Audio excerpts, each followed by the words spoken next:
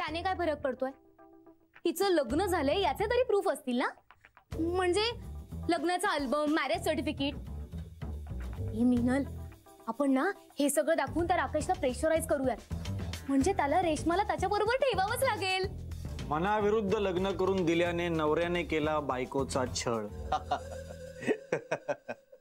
आता कसा रे बरोबर रिॲक्ट झालास तू? अगं बाई, एक मेल पाठवायचा होता बॉसला अर्जंट, पण तुमच्या अकलेच्या भराऱ्या कानावर पडत होत्या माझ्या. भरारी? यांच्या अकलेच्या बाबतीत बेडुकुडी सुद्धा खूप झाली.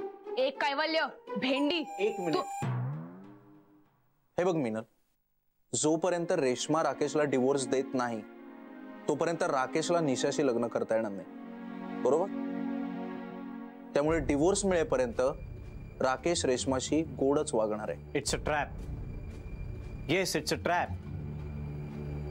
रेश्माच्या वडिलांना सत्य माहिती नाहीये आणि ते त्यांना कळू नये असं रेश्माला वाटतंय, आणि राकेश त्यांना ते सत्य सांगू शकतो. पण तुम्हाला का सांगायचंय बाबांना? ठीक आहे, नाही सांगत मी बाबांना. जर तू आपल्या डिवोर्सचं मनावर घेत असशील तर. बघ रेश्मा, आपलं रिलेशन हे एखाद्या तुटलेल्या तारेसारखंच आहे. त्याला लोंबकळण्यात काही पॉइंट नाहीये. रेवाच्या लग्नापर्यंत थांबा प्लीज. मी नाही थांबू शकत तोपर्यंत. निशा नाही थांबू शकत तोपर्यंत. Try to understand me please. Please.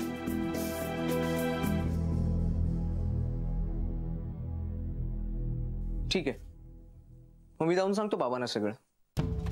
Rakesh,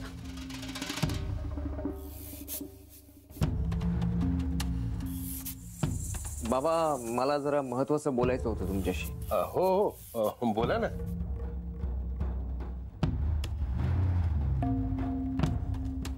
म्हणजे तुम्ही रिलॅक्स आहात ना? कम्प्लिटली. बाबा actually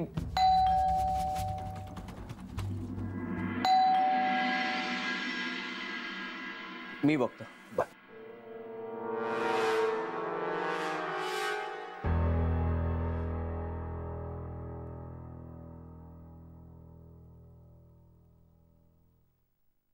yes. Hello sir, how are you?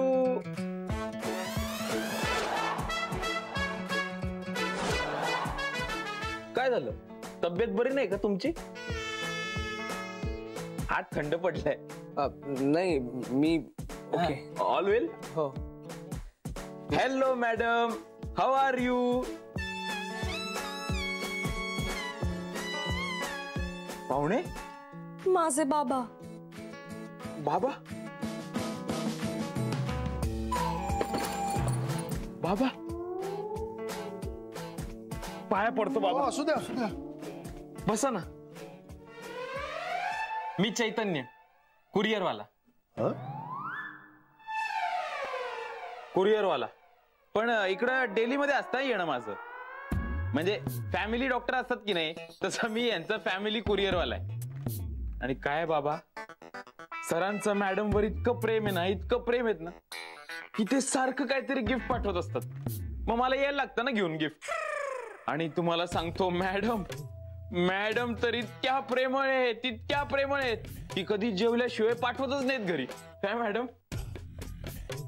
बाबा, यांच्या हातचे कांदे पोहे, यांच्या हातचे कांदे पोहे एकदा तुम्ही खाऊन बघा हो. तुम्हाला काय सांगतोय मी, तुम्ही तर यांचे बाबा, तुम्ही रोज खात असणार राव. बाकी बाबा कसं आहे, सगळं चांगलं आहे ना? हो, छान आहे. गावाकडे सगळं व्यवस्थित आहे ना? हो हो, सगळे चांगले. मस्त. ते कुरिअर देत आहे ना? हा कुरिअर. हो हो देतो ना. म्हणजे ती सही घ्यायला लागेल ना तुमच्या आधी. हा. बाकी वातावरण थंड आहे ना? हो हो. फॅन लावायची गरज नाही ना?